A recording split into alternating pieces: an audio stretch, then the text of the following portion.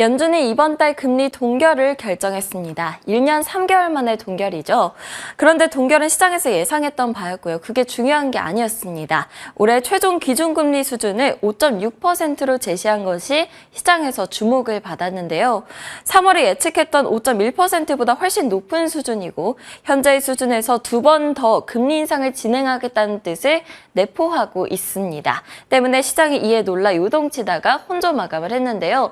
이 시장 흐름 어떻게 보는 것이 좋을지 김태수 위원님과 함께 이야기 나눠보도록 하겠습니다. 위원님 안녕하세요. 네, 안녕하세요. 네, 간밤 시장 어떻게 보셨을까요? 네, 장 시작하기 전에 생산자 물가지수 나왔는데 하락을 했죠. 근데 이 부분이 이제 내일 생산량 자체를 봐야 됩니다. 내일 이제 제조업 생산하고 일반 산업 생산 데이터가 나오는데 전체적인 규모가 하락하면서 가격이 이제 물가가 떨어진 거면은 사실 큰 의미가 없기 때문에 오히려 더 안 좋은 상황이기 때문에 그 부분 지켜봐야 되고요.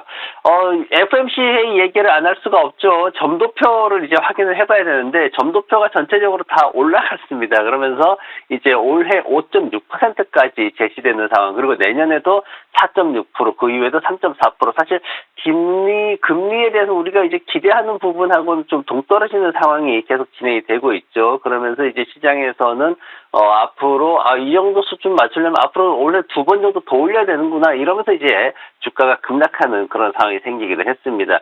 중요한 게 이제 보면은 실업률을 한 4.1%로 조금 낮췄습니다. 그리고 국내 총생산 GDP 같은 경우에도 3월달에 1.0% 예상했다가 지금 0.4%까지 낮춰잡는 그런 모습이었고, 그런데 이제 핵심 PC 데이터 같은 경우에는 조금 높게 3.6에서 3.9% 정도로 조금 높게 잡는 그런 상황인데, 아무래도 하반기에 이제 지난번에 부채한도 협상하면서 하반기에 1조 3천억 달러 지출이 예상이 되어 있다 보니까 지금 현재 인플레이션이 과도한 팬데믹 기간 동안에 과도한 통화량의 영향으로 발생한 거기 때문에 이 부분을 좀 반영을 한 게 아닌가 보여지고, 경착륙에 대한 우려는 많이 줄어들긴 했는데 그래도 약한 침체 그리고 지금 고금리 상황의 장기화에 대한 얘기들은 더 매파적으로 발표가 됐다라고 보시는 게 좋을 것 같습니다.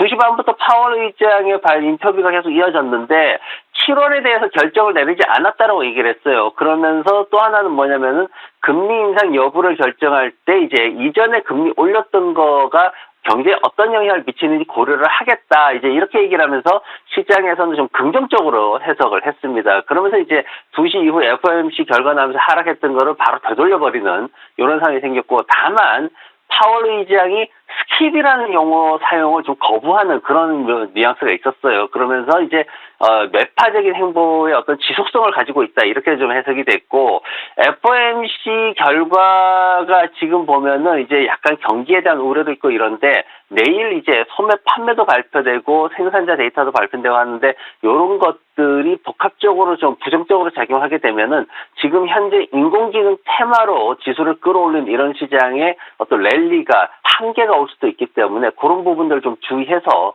보시는 게 좋을 것 같습니다. 그리고 지금 시장에서 이런 상황이 진행되다 보니까 이제 뭐 에버코어 같은 경우에는 앞으로 한 4,450까지도 더 올라갈 수 있다. 그 근거로는 금리 인상 중단된 후에 어떤 지수의 흐름을 봤더니 좀 상승하는 흐름이 나오더라. 이렇게 해가지고 이제 4,450까지 제시하는 경우도 있었고, 반대로 모건 스탠리 쪽에서는 나온 얘기가 연말에 3,900까지 떨어질 거다 이런 얘기도 했습니다. 그러면서 하반기에 고통이 있을 수도 있다. 이렇게 서로 상반된 내용의 의견들이 지난번에 나오고 있어가지고 여기에 대해서도 우리가 좀 주목을 해보는 게 좋을 것 같습니다. 이제 내일 말씀드린 것처럼 소매 판매 나오고 생산자 제조업 생산이나 이런 것들 나오고 하기 때문에 좀 자세히 보시고, 어도비 실적 발표됩니다. 지금 어도비가 최근에 인공지능 테마로 또 잘 올랐거든요. 근데 실적이 한 30센트 정도 EPS가 증가할 것으로 그렇게 예상되고 있기 때문에 이런 부분이 인공지능 테마를 계속 이어갈지 우리가 관심 있게 지켜보면 좋을 것 같습니다. 네, 하반기 경기에 대한 우려가 시장에 작용할 경우 지금껏 달려왔던 시장의 랠리가 한계에 도달할 수 있다는 점까지 짚어주셨습니다. 그렇다면 시장 전반적인 흐름 짚어보도록 하겠습니다. 기술, 필수 소비재, 부동산 섹터의 흐름이 좋았던 반면 헬스케어와 에너지 섹터가 하락을 했습니다. AI 붐에 힘입어서 호실적을 낸 오라클이 간밤에도 4.77% 상승을 하면서 사상 최고가를 전날에 이어서 또다시 경신을 했고요. AMD의 경우에는 새로 발매한 AI 칩을 아마존이 사용할 가능성이 있다는 소식에 2.25% 상승을 했습니다. 엔비디아 주가는 역대 최고치를 갈아치우면서 시가총액 1조 달러 클럽에 가입을 하게 됐죠. 간밤에는 4.8% 급등을 했고요. 테슬라의 경우 모델 Y의 판매 가격을 인상한다는 소식이 들려오면서 상승하는 듯 싶었지만 0.74% 하락 마감을 했습니다. 헬스케어주들 중 의료보험 관련주들이 다 같이 급락을 했는데요. 유나이티드 헬스에서 코로나 팬데믹 기간 비긴급 시술을 미뤘던 노년층의 시술 증가로 2분기 의료비가 급증할 가능성에 대해서 경고했기 때문입니다. 이 때문에 유나이티드 헬스그룹이 6.4% 하락을 했고요. CBS 헬스가 7.76%, 휴마나의 경우에도 11.24% 급락을 했습니다. 그렇다면 좀 더 자세한 종목별 이슈들 위원님과 함께 다뤄보도록 하겠습니다. 위원님, 엔비디아의 강력한 경쟁자로 부르는 AMD 소식부터 말씀해 주실까요? 네, AMD가 지금 고성능 AI 칩을 공개를 하고 있습니다. MI300이라는 제품을 공개를 했는데 이 부분이 이제 아마존하고 엮이게 됐어요. 아마존의 클라우드 부분이 이제 AMD의 제품을 사용할 수도 있다, 고려하고 있다, 이제 이렇게 얘기가 나온 건데, 아마존 웹 서비스하고 이제 컨택을 해서 사업을 따내게 된다라면은 엔비디아 제품과의 어떤 경쟁력, 이런 것들에 대해서 상당히 신뢰성을 가지기 때문에 굉장히 중요한 계약이다라고 보면 좋을 것 같습니다. 오라클이 이제 실적 발표하고 나가지고 당일은 잠깐 주춤했는데 쭉 올라오고 있어요. 지금 매출이 굉장히 좋게 앞으로 더 나올 것이다, 이런 부분들이 계속 어필이 되고 있는데, CFRA 쪽에서 130달러 목표가를 제시하면서 이제 좀 매수 의견을 상향 조정했고, 울프 리서치 같은 경우에도 130달러로 크게 또 목표가를 올렸습니다. 그러면서 이 회사가 이제 AI 그 플랫폼 회사를 하나 인수를 하면서 더 크게 발전할 것으로 그렇게 기대감이 늘어나고 있고요.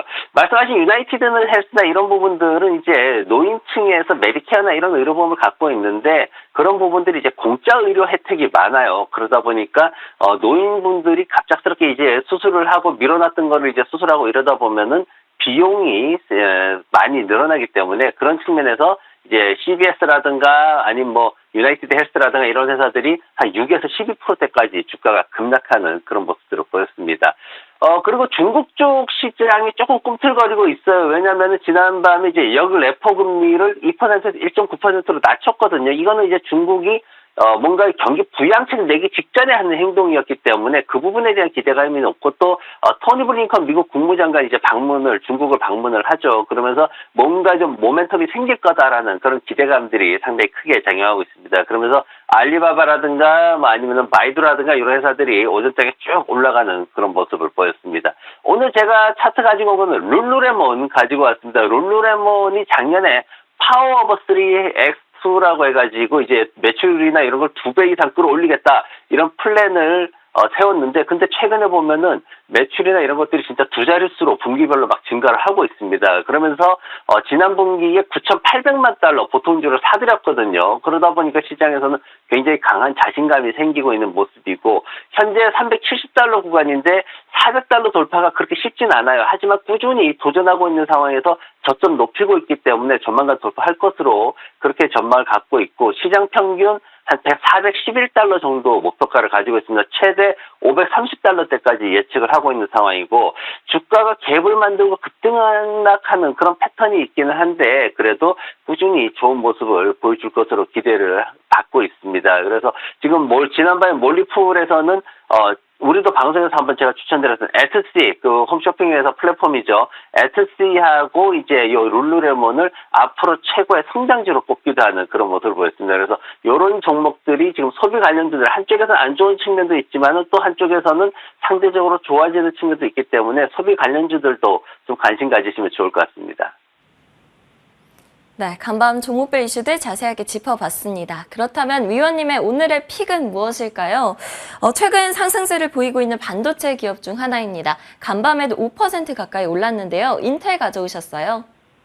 네, 인텔 가지고 왔습니다. 최근에 한 20% 가까이 상승을 했어요. 지난 3년 동안 사실 44% 정도 하락을 해 있습니다. 그런데 최근에 상승이 앞으로 더 상승할 수 있다라는 어떤 긍정적인 신호가 되고 있다. 이렇게 좋게 평가가 되고 있고, 그리고 그 4세대 재원 그 프로세스 이온 제품들이 굉장히 어떤 그 소송이나 이런 것들 그 시장에서 어떤 소유 비용이나 이런 것들에 대한 어떤 그 부담감이 있었는데, 근데 최근에는 이제 요 소유 비용을 AI 관련된 인공지능 관련된 업체들로부터 좀 소유 비용 자체를 낮출 수 있다. 이렇게 좀 평가를 받고 있습니다. 그래서 4세대 제온 스테이러블 사파이어 레피드라는 이 제품이 AMD 제품하고 맞붙어도 훨씬 더 빠른 속도를 자랑하고 있고, 그리고 기존에 이미 탑재되어 있던 거에다가 업그레이드만 하면 되기 때문에 추가 비용이 들지 않는다. 이런 식으로 해가지고 굉장히 어떤 그 시장에 긍정적으로 좀 역할을 하고 있고,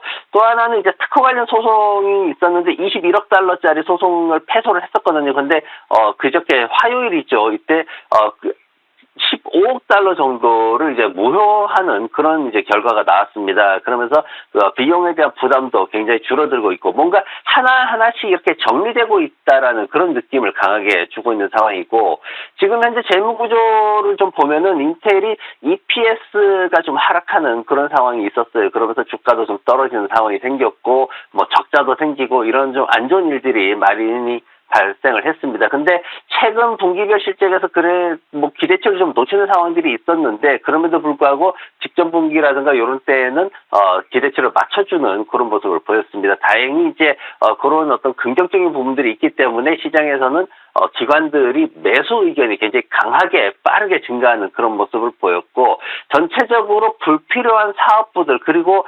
박리담회하던 뭐 디램이나 이런 것들 박리담회하는 사업들을 좀 정리를 하면서 기업을 쇄신하고 있는 그런 이미지가 강하기 때문에 이런 것들이 어떤 그 제너럴 일렉트릭이 그렇게 했던 것처럼 이 회사도 반도체 쪽에서 다시 개선될 수 있을 것이다. 그런 기대감을 좀 높이고 있습니다.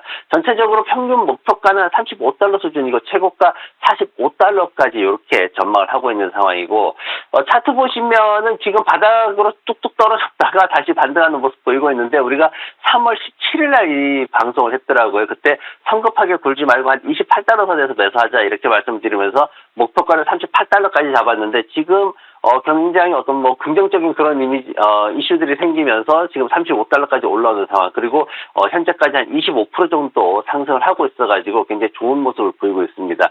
지금 현재 전체적으로 비중 확대 의견을 드리고요. 그리고 뭐 이제 조금 바닥에서 조금 이제 시작했다라고 보여지는 그런 상황입니다. 기틀을 어느 정도 마련하고 있다. 이렇게 해석하면 좋을 것 같고, 아직까지 이 차트의 시련이 끝난 건 아닙니다. 지금 40달러나 38달러부터 해가지고 40달러 여기에 매물대 구간이 좀 버티고 있기 때문에 여기에 대해서 조금 흔들리는 모습이 있을 수도 있고, 지금 회복이 지속되면은 지금 2019년도 주가 수준이 한 44달러 구간입니다. 여기까지는 충분히 회복을 기대할 수 있다라고 보여지고, 저 같은 경우에는 장기적으로 이 회사의 제품이 다시 과거의 어떤 기술력을 인정을 받고 위치를 회복하게 된다라면은 장기적으로 50달러까지도 추가적인 어떤 상승이 가능하지 않겠나 보고 있습니다. 그리고 신규 매수하시는 분들은 34달러 아래에서 분할 매수하시면은 손절매는 30달러 구간 잡아 놓으시면은 좀 편안하게 투자를 하실 수 있을 것 같습니다.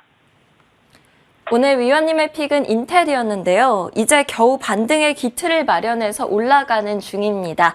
신규 매수의 경우 34달러 아래에서 매수한 후 장기 목표가 50달러 보면서 대응해보자 이야기해 주셨습니다. 지금까지 김태수 위원님과 함께했습니다. 오늘도 좋은 말씀 감사합니다. 네, 고맙습니다.